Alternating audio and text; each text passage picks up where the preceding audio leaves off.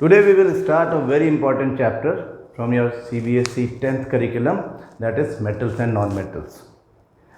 अब 9th class में ये बात क्लियर हो गई थी कि मेटल्स और नॉन मेटल्स प्योर सब्सटेंसेस हैं, मेटल्स और नॉन मेटल्स एलिमेंट्स हैं।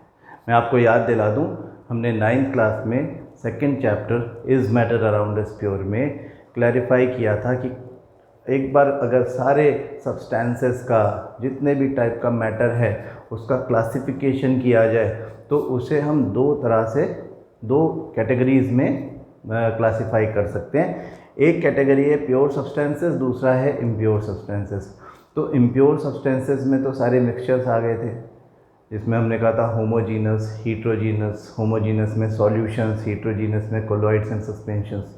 वो बात तो वहीं ख़त्म हो गई थी, 9th क्लास में छोड़ दिया हमने, उसको पढ़ के आ गए।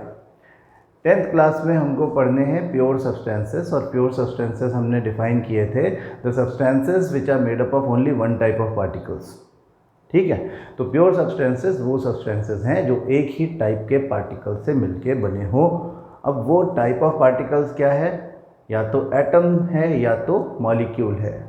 एटम, अगर एक ही तरह के एटम से मिलकर के बने हुए सब्सटेंसेस हैं तो उनको हम एलिमेंट्स बोलते हैं, और वो एलिमेंट्स मेटल्स, नॉन मेटल्स या मेटलॉइड्स हो सकते हैं। ठीक है ना। दूसरे प्योर सब्सटेंसेस जो एक ही तरह के मॉलिक्यूल से मिलके बने हों, लेकिन मॉलिक्यूल्स दो या दो से ज़्यादा अलग अलग टाइप के एलिमेंट्स के एटम के केमिकली कंबाइन होने से in a fix proportion chemically combine होने से बनते हों, तो वो मॉलिक्यूल्स से एक तरह के मॉलिक्यूल से बनने वाले सब्सटेंसेस को हम कंपाउंड्स बोलते हैं। तो कंपाउंड्स तो हमने एसिड्स, बेसेस एंड सॉल्ट्स पढ़ लिया। वो तो आपका NCERT का चैप्टर नंबर 2 है। हम अभी पढ़ रहे हैं NCERT का chapter number 3, that is metals and non metals, in which we will discuss about the properties of elements, that means metals, non metals and metalloids. तो metals, non metals and metalloids actually दिखते कैसे हैं? हाँ, आप कई तरह के metals, non metals को पहचानते हो। मेटल्स तो खास करके आपको पता ही है। यहाँ पे क्या क्या दिख रहा है? सिल्वर दिख रहा है, titanium, magnesium, tin, lead, aluminium, zinc, किस तरह के, मर्क्यूरी, आयरन भी आप जानते हो। हाँ, उसके अलावा सोडियम, पोटेशियम, कैल्शियम, बहुत तरह के मेटल्स हमारे एलिमेंट्स में। अगर हम अप्रॉक्सीमेटली 118 डिफरेंट टाइप के एलिमेंट्स हमारे पास हैं, नेचुरली अकर्ड और सिंथेटिक मिला करके, तो उनमें से ज़्यादातर मेटल्स हैं। पीरियोडिक टेबल में हम पढ़ेंगे कि कितने मेटल्स हैं, कितने नॉन मेटल्स हैं। Non metals carbon, sulphur, phosphorus, red भी होता है, वाइट भी होता है, इसलिए रेड फॉस्फोरस लिखा हुआ है। उसके अलावा आपका जो गैसेस हैं, ये तो सॉलिड्स दिखाए हुए हैं।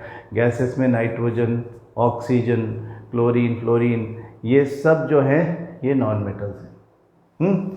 मेटल्स और नॉन मेटल्स के अलावा एक थर्ड कैटेगरी और होती है एलिमेंट्स की, जिनको हम मेटलॉइड्स बोलते हैं।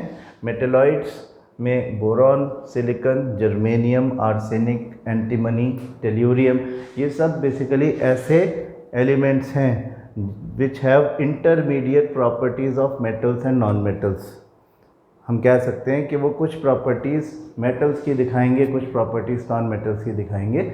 इनको हम सेमी कंडक्टर्स भी बोलते हैं, और इनको हम पॉपुलरली मेटलॉइड बोलते हैं। खैर, आपका चैप्टर जो है वो फोकस करता है मेटल्स और नॉन मेटल्स पर। तो हम अगर मेटल्स और नॉन मेटल्स के बारे में बात करेंगे तो सबसे पहले हम बात करेंगे उनकी फ़िज़िकल प्रॉपर्टीज़ की। ये जो चैप्टर आपका है इसमें फ़िज़िकल प्रॉपर्टीज़ और केमिकल प्रॉपर्टीज़ पर फोकस है। केमिकल प्रॉपर्टीज़ मतलब वो केमिकल रिएक्शंस किस तरह से करते हैं। फिज़िकल प्रॉपर्टीज़ आप समझते ही हो कि वो कैसे दिखते हैं, छूने में कैसे हैं, उनको काटा जा सकता है कि नहीं, वो गुड कंडक्टर हैं या बैड कंडक्टर हैं, या फिर वो उनका कलर कैसा है, उनका मेल्टिंग पॉइंट, बॉइलिंग पॉइंट क्या है, ये सब उनकी फ़िज़िकल स्टेट क्या है, ये सब जो चीज़ें हैं ये उनकी फ़िज़िकल प्रॉपर्टीज़ हैं। इनके बारे में पहले बात होनी चाहिए। फ़िज़िकल प्रॉपर्टीज़ में से क्वेश्चन ज़रूर आता है, खास करके जब छोटे क्वेश्चंस पूछे जाएं, MCQ पूछा जाए, फिल इन द ब्लैंक पूछा जाए, या वन वर्ड का कोई क्वेश्चन आपको आंसर करना हो, तो उस कंडीशन में इस तरह के क्वेश्चंस, इस तरह के टॉपिक्स इम्पॉर्टेंट हो जाते हैं। जहाँ पे आपको देखना है कि what are the physical properties of metals and non metals, ये तो है ही, उसके अलावा उनमें एक्सेप्शंस क्या हैं। हाँ, खास फोकस जहाँ से क्वेश्चन बनता है that is the exceptions in the chemical और फिज़िकल प्रॉपर्टीज़। ये हर जगह है, चाहे आप एसिड बेसिस में जाओ चाहे मेटल नॉन मेटल में जाओ। जैसे हम एसिड बेसिस में बात कर रहे थे कि नाइट्रिक एसिड दूसरे एसिड सल्फ्यूरिक एसिड या हाइड्रोक्लोरिक एसिड की तरह से मेटल्स के साथ में रिएक्शन नहीं करता। हाइड्रोजन गैस रेडिली निकाल देते हैं HCl H2SO4 मेटल्स के साथ में रिएक्शन करके, लेकिन नाइट्रिक एसिड नहीं करता क्योंकि स्ट्रॉन्ग ऑक्सीडाइजिंग एजेंट है। तो वो एक्सेप्शन हो गया, एक्सेप्शन होते ही वो एक इम्पॉर्टेंट क्वेश्चन बन गया। तो यहाँ पे हमें खास फोकस उन्हीं बातों पर रखना है जो हमारे एक्सेप्शंस हैं। तो बात करते हैं physical properties of metals and physical properties of non metals की। जब हम physical properties of metals and non metals की बात करते हैं तो सबसे पहले बात होती है मेटल्स की कुछ स्पेसिफिक प्रॉपर्टीज़ की, जिनके लिए मेटल्स जाने जाते हैं कि मेटल्स आर मैलिएबल। आप छोटी क्लासेस में ये बातें पढ़ के आए हो, इसलिए मैं केवल याद दिलाऊंगा आपको, इनमें बहुत ज़्यादा डिटेल में जाने की ज़रूरत नहीं है, लेकिन इन सब के मतलब आपको पता होने चाहिए। फोकस करना है एक्सेप्शन पे। तो they are malleable, they are ductile, they are lustrous,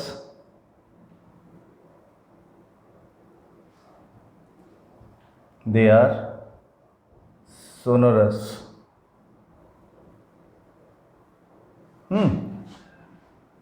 इन चारों बातों का मतलब समझें और इनमें क्या खास बातें याद रखने की हैं उन पर ध्यान दें।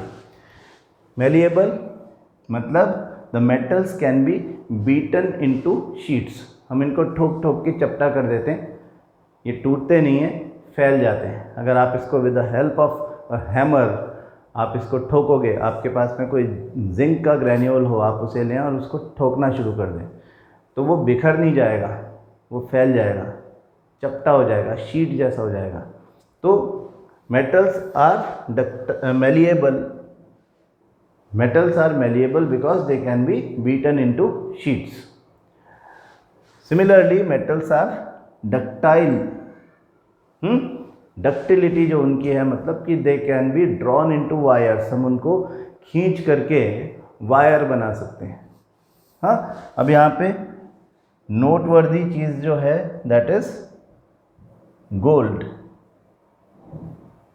Gold is the most malleable and ductile. अब गोल्ड की ductility is very important.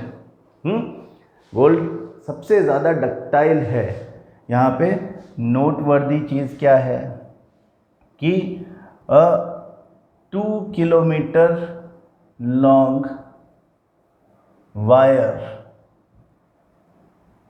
Of gold can be drawn by just 1 gram of gold. 1 gram of gold को गर्म करके और उसको खींचना शुरू करें एक तरफ से पकड़ के, तो वो 2 किलोमीटर लंबा वायर बन सकता है। This is the level of ductility gold shows. Gold को हम ज्वेलरी बनाने के लिए यूज़ करते हैं। तो उसमें एक बड़ा रीज़न तो उसका लस्टर है। लस्टर उसका बड़ा ज़बरदस्त गोल्डन जो कलर है वो पसंद किया जाता है, ज्वेलरी में अपन यूज़ करते हैं उसको, है ना, उसकी ऑर्नामेंटल वैल्यू है। दूसरा, वो one of the least reactive metals, तो उसकी मेंटेनेंस बहुत कम है, वो रिएक्ट नहीं करता अपने सराउंडिंग्स में चीज़ों से। आपने केमिकल रिएक्शन चैप्टर में पढ़ा है कि रिएक्शन होती है जब मेटल्स की अपने सराउंडिंग के सब्सटेंसेस लाइक ऑक्सीजन या कार्बन डाइऑक्साइड या मॉइस्चर के साथ में, वाटर के साथ में, तो फिर वो अब करोजन हो जाता है, वो अपना कलर बदल लेते हैं। लेकिन गोल्ड के साथ में ऐसा नहीं होता।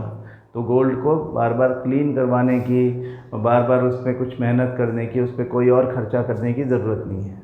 गोल्ड का जो वो है ऑर्नामेंट है वो ग्लिटर करता रहेगा, हमेशा चमकता रहेगा ना, उसकी अपनी बहुत अच्छी लस्टर होती है। लेकिन एक ये भी रीज़न है कि they are highly malleable and ductile, gold जो है वो मेलिएबल भी है, डक्टाइल भी है। कितना डक्टाइल है हमने देखा, तो इस वजह से ज्वेलरी बनाना आसान भी पड़ता है। Lustrous metals have metallic lustre obviously, चमक होती है उनमें, इनकी वजह से वो पहचाने जाते हैं। और यहाँ पे याद आप ये रखना कि हम कहते हैं कि fresh cut surface, fresh cut surfaces of most of the metals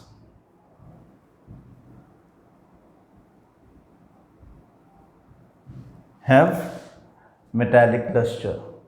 जैसे आप सोडियम को देखोगे तो सोडियम उतना चमक नहीं रहा होता है, लेकिन आप उसको जब with the help of a knife उसे काटते हो तो वो चमकता है, एकदम सिल्वर कलर का चमकने लगता है। हाँ, तो ये फ्रेश कट सरफेस वर्ड इसलिए यूज़ किया क्योंकि मेटल्स आर हाईली रिएक्टिव और वो अपने सराउंडिंग में किसी ना किसी सब्सटेंस से, खास करके ऑक्सीजन के साथ में रिएक्ट करते हैं, क्योंकि ऑक्सीजन भी काफ़ी रिएक्टिव नॉन मेटल है।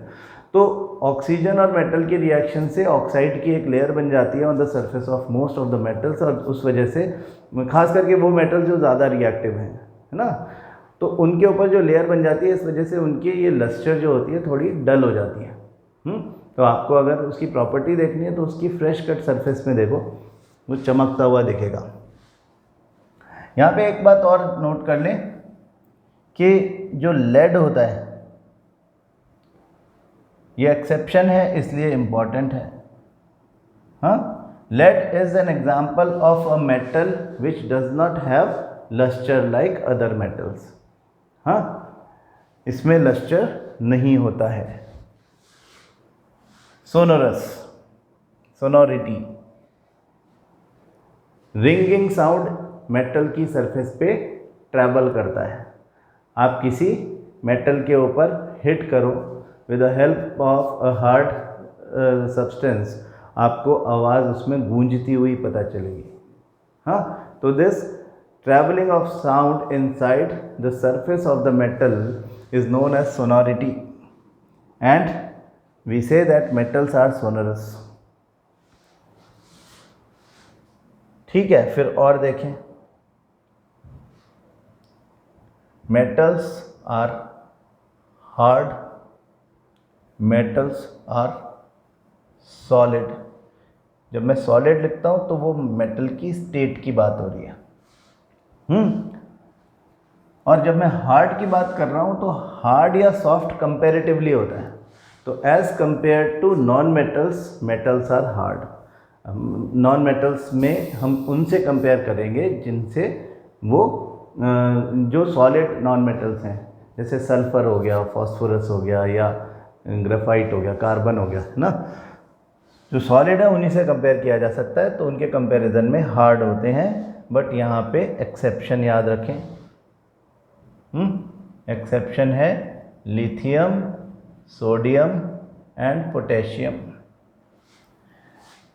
Irrespective of being a metal, they are not hard, they can be cut with the help of a knife. हाँ, चाकू से काट सकते हैं लिथियम, सोडियम एंड पोटेशियम को। केमिकल रिएक्शन चैप्टर पढ़ते समय हमने सोडियम का वाटर से जब रिएक्शन किया था तो इतने बड़े टुकड़े को चाकू से काट करके छोटा कर लिया था। हाँ, तो these are the metals, lithium, sodium and potassium, जिनको काटा जा सकता है चाकू से, which are soft metal, they are not hard. Solid यानी स्टेट की बात हो रही है। हमने 9th क्लास में पढ़ा था कि matter has 3 states at STP, solids, liquids and gases. और most of the metals, almost all the metals are solids, they are solids, but exception mercury।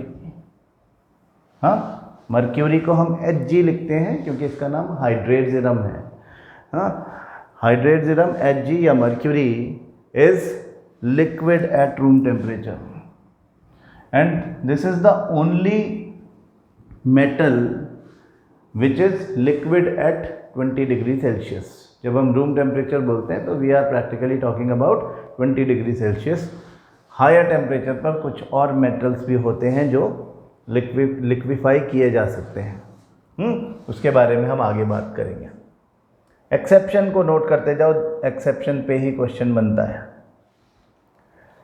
फिर they are good conductors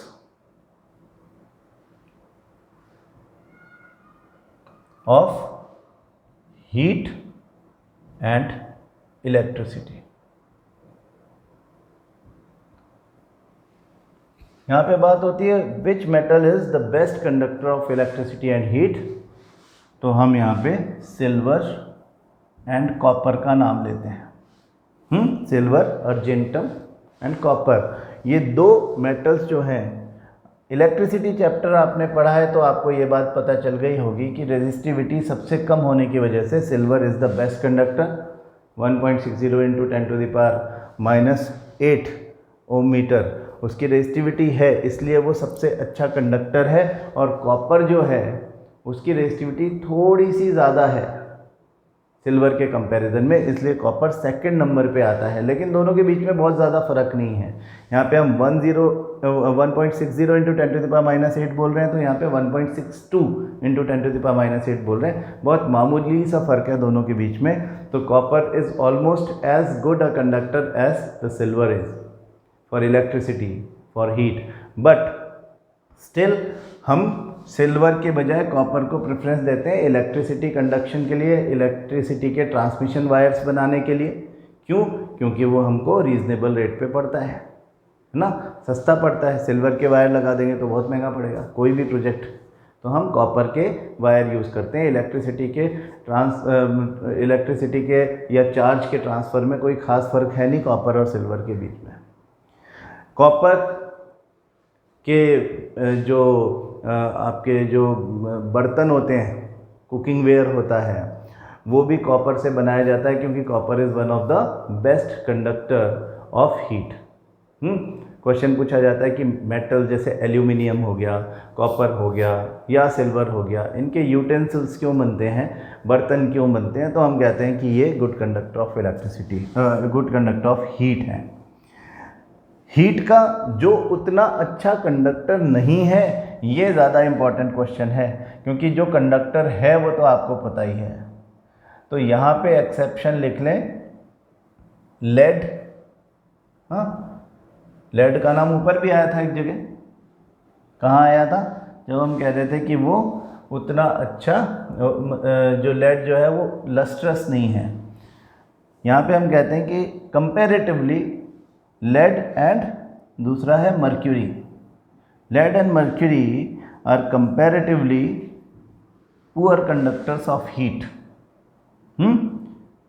this is important question, very very important, है ना, ये आपको भूलना नहीं है कभी भी। फिर एक और प्रॉपर्टी होती है जिसको हम बोलते हैं टेंसाइल स्ट्रेंथ।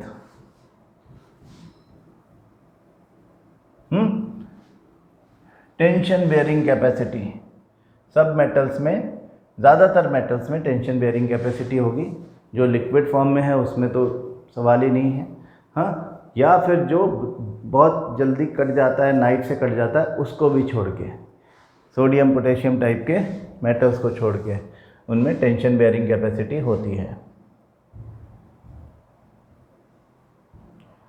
उनके मेल्टिंग पॉइंट्स या boiling points are extremely high. They have high melting points and boiling points. Solid है तो मेल्टिंग पॉइंट्स की बात होगी, मर्क्यूरी लिक्विड है तो बॉइलिंग पॉइंट की बात होगी, लेकिन वो बहुत ज़्यादा होते हैं। एक्सेप्शन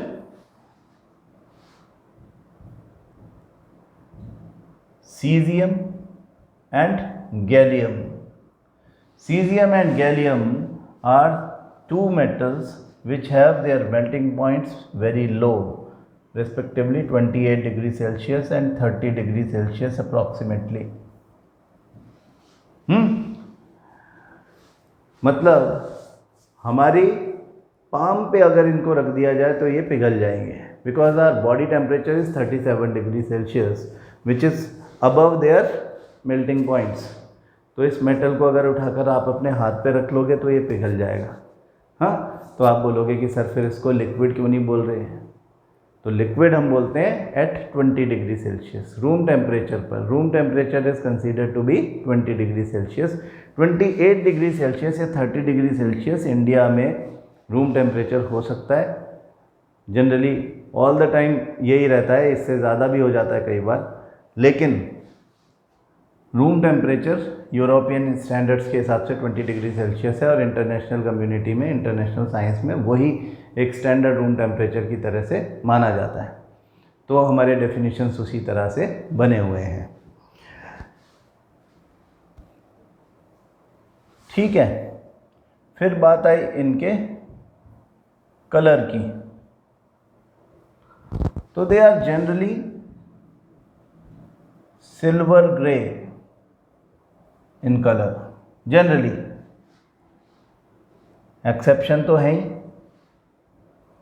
एक्सेप्शन में आपको मिलेगा गोल्ड एंड कॉपर। गोल्ड का अपना एक स्पेशल कलर है, गोल्डन येलो, और कॉपर रेडिश ब्राउन कलर का होता है। आप शुरू से बात कर रहे हो। तो गोल्ड एंड कॉपर को छोड़ के अगर हम देखें तो देखें कि ये कैसे दिखते हैं। सिल्वर ग्रे कलर के, ज़्यादातर सिल्वर ग्रे कलर के। हाँ, ये जो डार्क कलर का दिख रहा है ये एक्चुअली मेटल है ही नहीं, इसको छोड़ दो। बाकी कॉपर देखो, कॉपर रेडिश ब्राउन कलर का है। उसके अलावा सब, अब आप बोलोगे कि इसे क्यों काट दिया, तो ये अलॉय है, ये स्टील है, ठीक है ना। मैंने उसका नाम काट दिया उधर तो आपको दिख नहीं रहा है ना, लेकिन ये स्टील है, तो ये मेटल है नहीं। मेटल जो होते हैं वो सिल्वर ग्रे कलर के होते हैं जनरली, गोल्ड और कॉपर एक्सेप्शन है।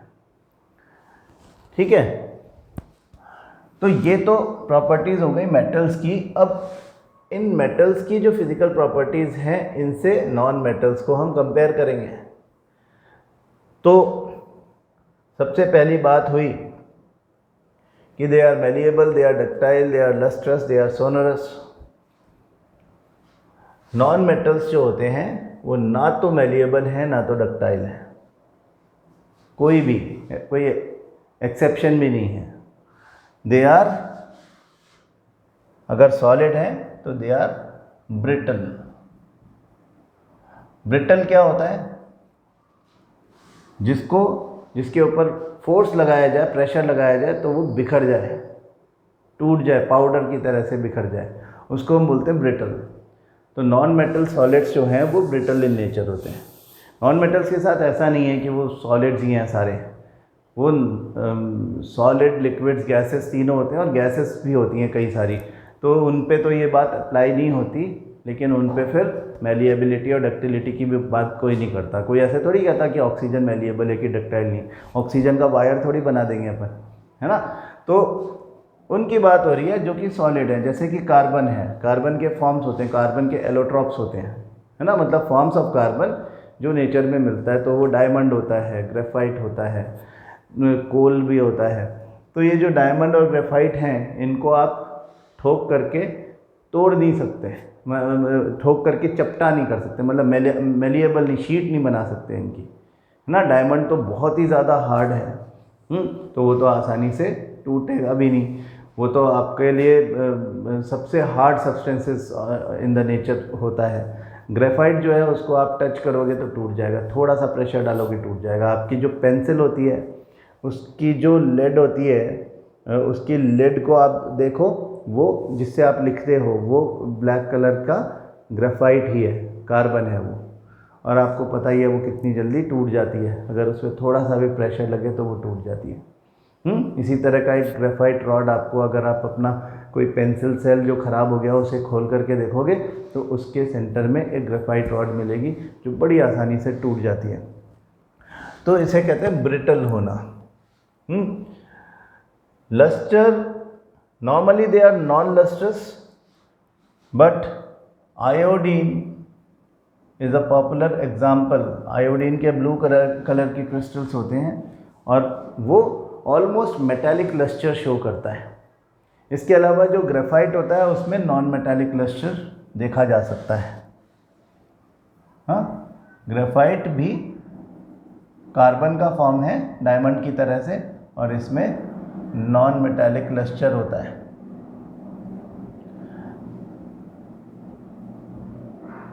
लेकिन आयोडीन, हमसे पूछा जाए एक्सेप्शन क्या है, हम आयोडीन बोलेंगे।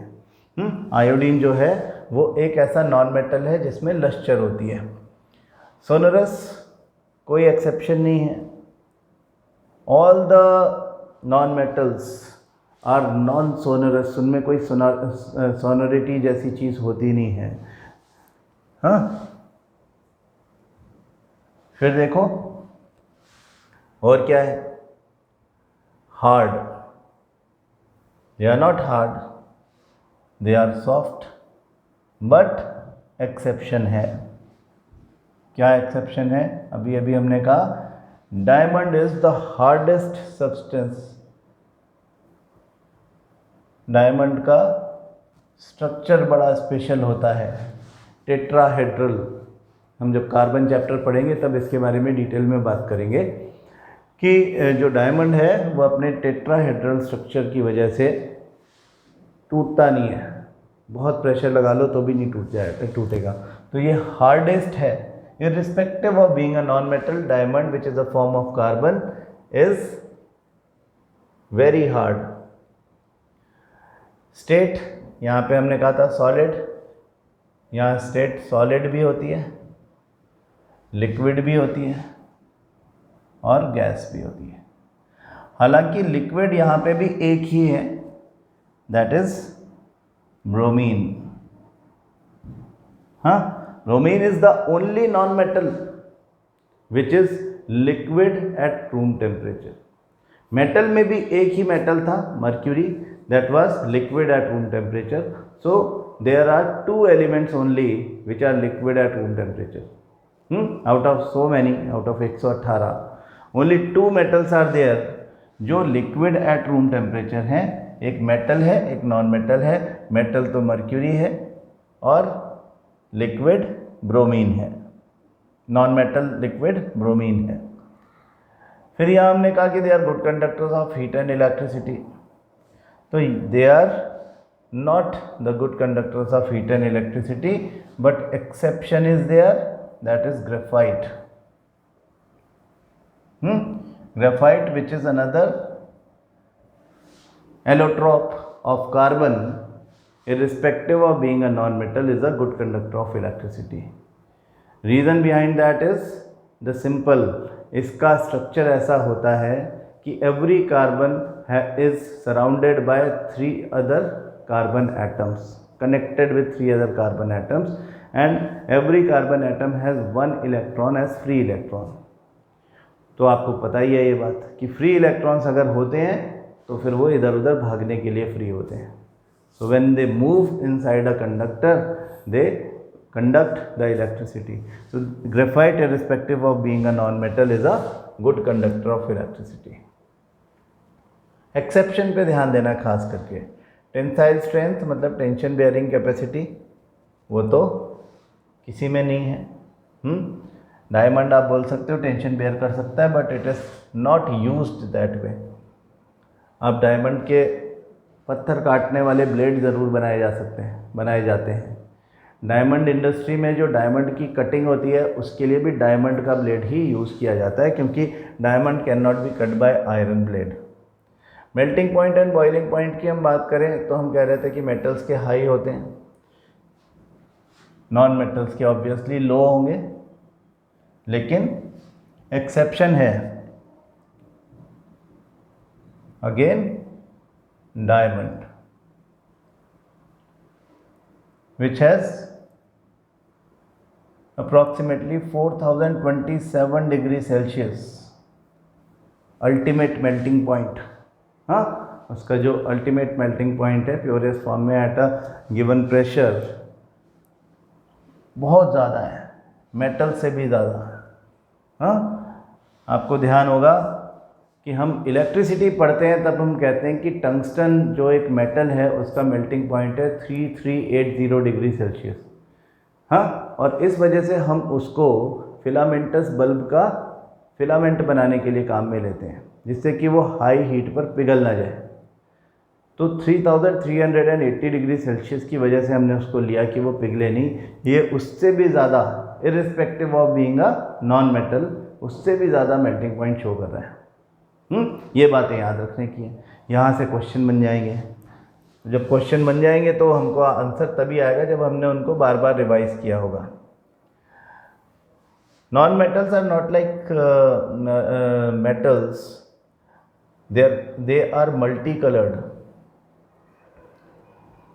हमने कहा था मेटल्स जो हैं जनरली सिल्वरी ग्रे कलर के होते हैं, लेकिन आप कलर देखो कि हमने 3 चीज़ें ली हैं, इनमें ही 3 कलर हमको दिख गए। नॉन मेटल में कार्बन ब्लैक है, ये ग्राफाइट हम देखेंगे या कोल हम देखेंगे तो ब्लैक दिखेगा। सल्फर पाउडर येलो कलर का होता है, हम जानते हैं। फॉस्फोरस रेड भी होता है, वाइट भी होता है। आयोडीन के क्रिस्टल मैंने आपको बताया ब्लू कलर के होते हैं।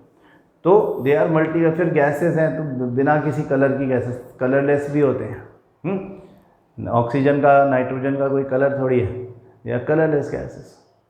तो नॉन मेटल्स जो हैं उनको हम मल्टी कलर्ड बोलते हैं। वहाँ पे सिल्वर ग्रे वाला कोई कंडीशन है नहीं, ठीक है। तो अब ये बातें जो हमने करी हैं फिज़िकल प्रॉपर्टीज़ से रिलेटेड, इसको मैं आपकी बुक में दिखा देता हूँ। आपकी बुक जो है उसमें देखो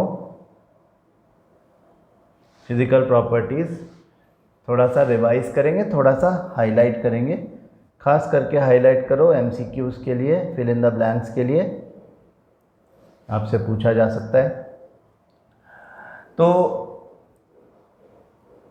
अब मेटल्स में सबसे पहली बात हो रही है कि एक एक्टिविटी 1 है 3.1, तो वो अपीयरेंस की बात कर रहे हैं। Iron, copper, aluminium, magnesium surface को क्लीन करो with the help of sand paper, जिससे कि फ्रेश सरफेस आ जाए उनके सामने, और फिर उनका अपीयरेंस देखेंगे। Metals in their pure state have a shining surface. This property is called metallic lustre, so they are lustrous. ये बात हमने नोट कर ली। फिर metals are generally hard, the hardness varies from metal to metal, लेकिन exception कौन है? जिनको चाकू से काटा जा सकता है। इस एक्टिविटी में हमको दिखता है कि सोडियम मेटल जो है उसको शार्प नाइफ से काटा जा सकता है। आयरन, कॉपर, एल्यूमिनियम, मैग्नीशियम को you can not cut with the help of a sharp knife. Hold a piece of sodium metal, sodium metal cut जाएगा। हमने सोडियम के साथ में लिथियम और पोटेशियम के नाम भी लिए, जो कि सॉफ्ट मेटल्स हैं, which can be cut by knife. फिर some metals can be beaten into thin sheets. This property is called malleability. Gold and silver are the most malleable metals. याद रखने वाली बात है। Ability of metals to be drawn into thin wires is called ductility. Gold is the most ductile metal. ये बात हमने की थी कि about 2 kilometer length of wire can be drawn from 1 gram of gold. It is because of their malleability and ductility that metals can be given various shapes according to our needs. सही बात है। Can you name some metals that are used for making cooking vessels? Cooking vessels में हमको aluminium और copper सबसे ज़्यादा use होता है। Do you know why these metals are used for making vessels? Because they are good conductors of heat, obviously. यहाँ पे एक एक्टिविटी है।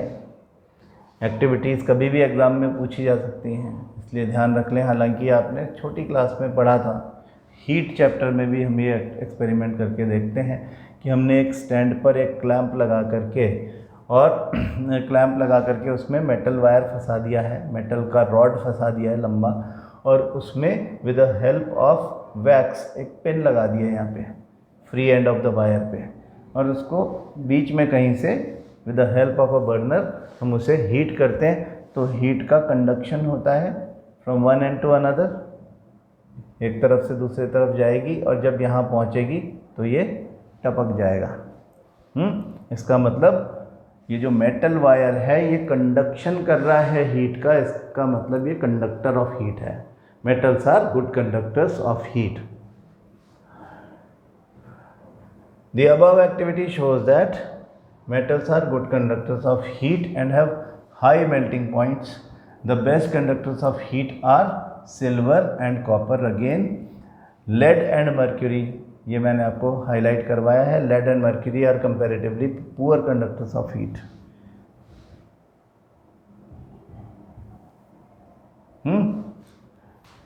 फिर देखें, you must have seen that wires that carry current in your home have a coating of polyvinyl chloride PVC or a rubber like material. Why are electric wires coated with such substances? Because non-metals are bad conductors of electricity.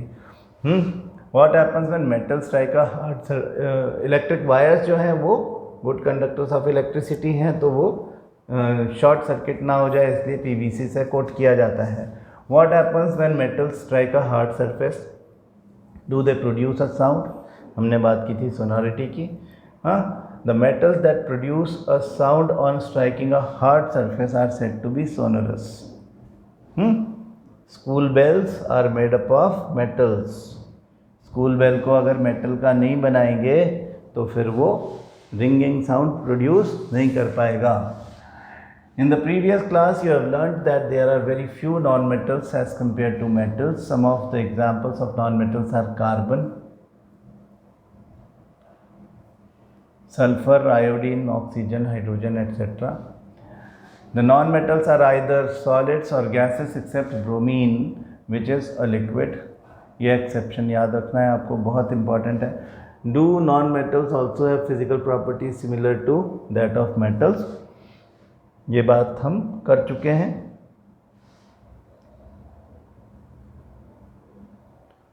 On the basis of the observation recorded in table, यहाँ पे malleability, ductility, conduction, sonority, hardness, type of surfaces और के हिसाब से कुछ elements को compare किया जा सकता है टेबल बना करके। हम बातें ऑलरेडी कर चुके हैं। You must have concluded that we can not group elements according to their physical properties alone as there are many exceptions. What are the exceptions? These are the most important things according to this chapter, your examination point of view. All metals except mercury exist as solids at room temperature. तो room temperature पर mercury liquid form में होता है, ये बात आप कर चुके हो। You have observed that metals have high melting points, but gallium and cesium have very low melting points. These two metals will melt if you keep them on your palm.